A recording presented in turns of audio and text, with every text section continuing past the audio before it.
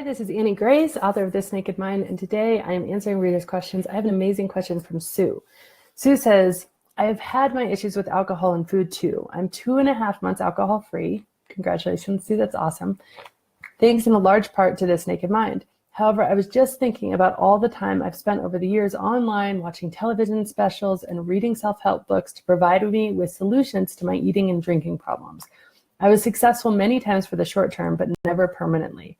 My question to you for a future podcast would be, how do we rationalize all the time we spend trying to fix ourselves when I feel that all that time could have been put to better use with family, physical activity, a better job, or socializing? I'm feeling guilty, and I guess I'm feeling I could have tried harder long ago so I wouldn't be in this mess for so long. I'm 60 years old. I've spent a period of my life isolating myself from the world and accomplishing very little. I know it's not too late for me, and I'm really ready now to begin again, but how do I do that guilt-free? So, Sue, a few things about this. First of all, I don't believe that we should ever look at time invested in ourselves as a mistake. In fact, I believe that we should look at almost nothing in our entire lives as a mistake, especially when you become aware of what's going on with you. So if you think for me about the moment when I first became aware that I needed to change my drinking, it was a very, very painful moment for me. It was a moment where I was like, oh my gosh, my whole world feels like it's crashing down. I don't know who I am anymore. I feel like I've let myself down. I feel like I've let my husband down. I felt very, very uncomfortable and very painful. And in that moment, I felt a huge amount of guilt and regret. But now, if you fast forward years later and I look back at that moment, I realize that nothing could have been possible that I'm doing now. And my life that I have now was not possible without that moment. So the sooner you can realize that the things that are happening and have happened, they're all part of your path. They're all part of what is you. And those things are all good things. They all can come together to make you and be used by you to be the person that you want to be.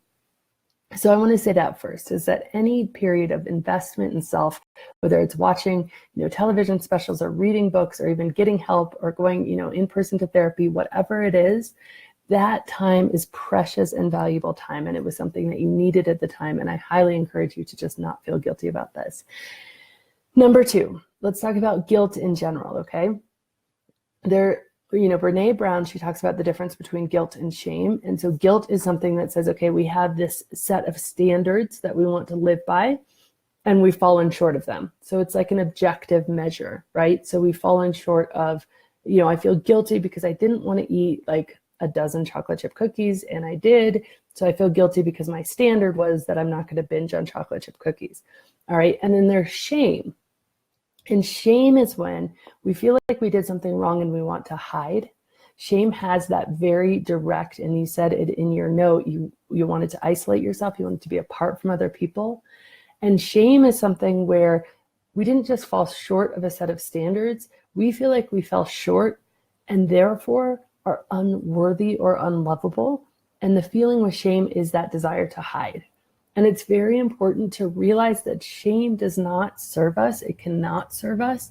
And shame is not a healthy emotion. In fact, it's one of the least healthy emotions there is. And shame has no purpose, okay? In terms of bringing us forward, right? We have to let go of that. And often, even like just reaching out to me and not hiding and expressing what's going on can be huge in terms of overcoming shame, because all we have to do is shine a light, because guess what? We're all super messed up, every single one of us. And so when we start to shine a light and share that with others, shame can evaporate because it cannot stand up to the light. So guilt then, let's talk about guilt. So guilt is you have this set of standards and you haven't lived up to it. And what you're feeling guilty about is having spent too much time trying to fix yourself. Now, I don't think necessarily you're feeling guilty about that as much as you're feeling ashamed about the fact that you had to fix yourself in the first place. And I would just tell you that that's all of us. That's all of us.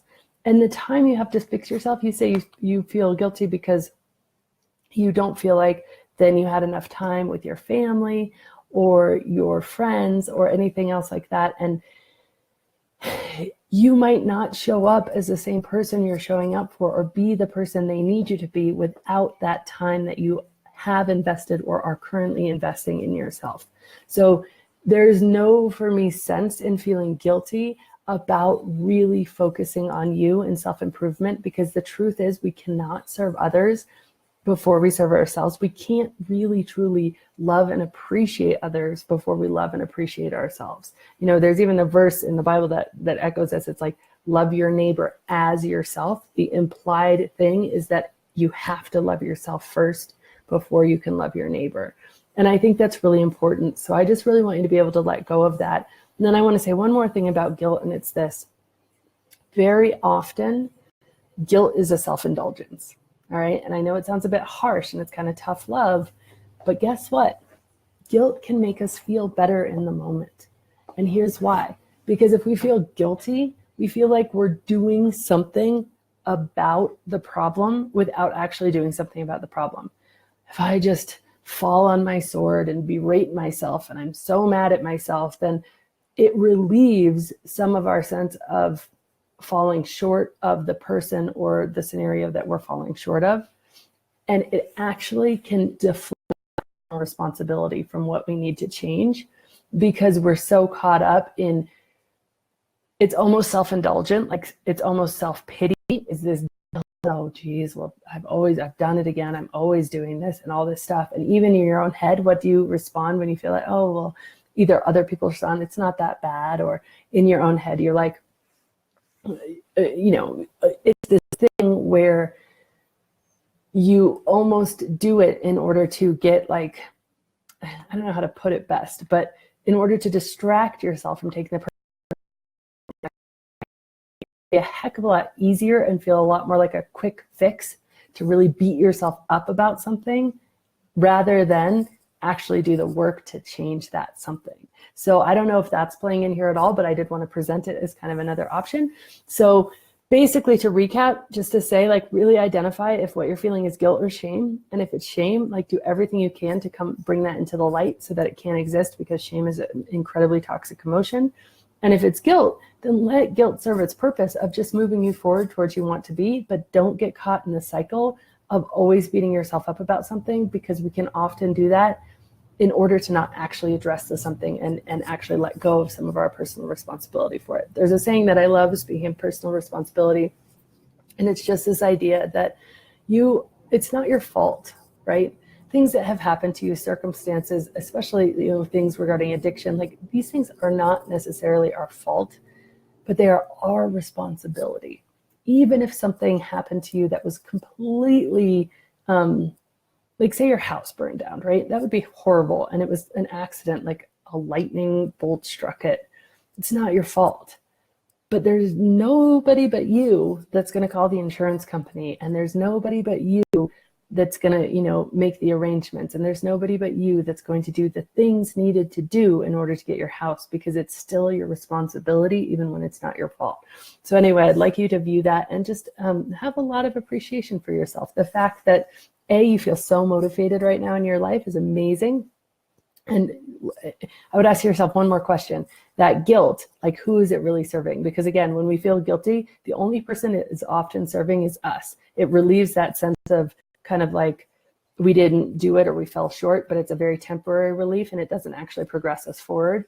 But is your guilt actually serving your friends and family who you want to be spending more time with? Is it actually serving the future you who wants to just break free of this? And if it's not, 100% just let it go. So thank you so much, and great question.